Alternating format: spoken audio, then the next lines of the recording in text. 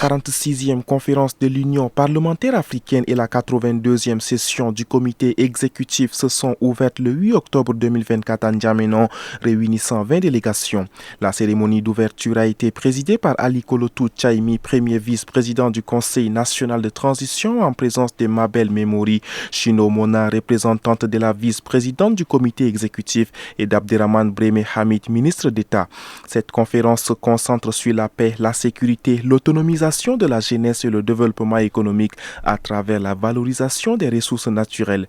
Mabel Memori Chino Mona a souligné l'importance de l'UPA pour la coopération parlementaire et le développement durable en Afrique. Ali Kolotou Tchaimi a ajouté que l'UPA collabore avec des organisations internationales pour promouvoir la paix et la démocratie. La conférence qui renforce les relations entre les pays participants se termine le 9 octobre 2024. Depuis quelques jours, des rumeurs de toute nature circulent à travers les médias et les réseaux sociaux sur l'état de santé du président camerounais Paul Biya. Dans un communiqué de ce 8 octobre, le gouvernement camerounais informe que le chef de l'État s'est tout simplement accordé un bref séjour privé en Europe. Pour le gouvernement camerounais, les rumeurs véhiculées à travers différentes plateformes sont sans aucun rapport avec la réalité des faits.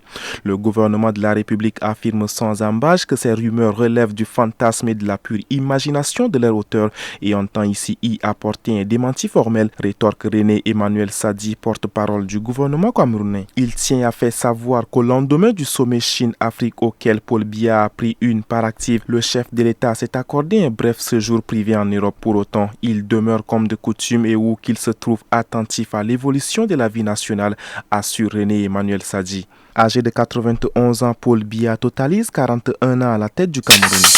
Le ministre de l'administration du territoire et de la décentralisation du Tchad, Liman Mahamad, a annoncé dans un communiqué que les délais de dépôt des candidatures pour les élections législatives communales et provinciales initialement prévues du 19 au 28 octobre ont été modifiés en raison de l'inaccessibilité de certaines localités affectées par les inondations. L'Agence nationale de gestion des élections a exceptionnellement autorisé que les dépôts des candidatures s'effectuent dans les chefs-lieux de province pour les zones concernées. Les autorités locales sont invitées à prendre toutes les mesures nécessaires pour assurer le bon déroulement du processus électoral et à signaler toutes difficultés rencontrées. En sa qualité d'ambassadeur extraordinaire et plénipotentiaire du Tchad en Grèce, résidant à Paris, son Excellence Ahmed Makaïla a eu l'honneur de présenter ce mardi à Athénès ses lettres de créance à la présidente de la République hellénique, Madame Ekaterini Sakelaropoulou.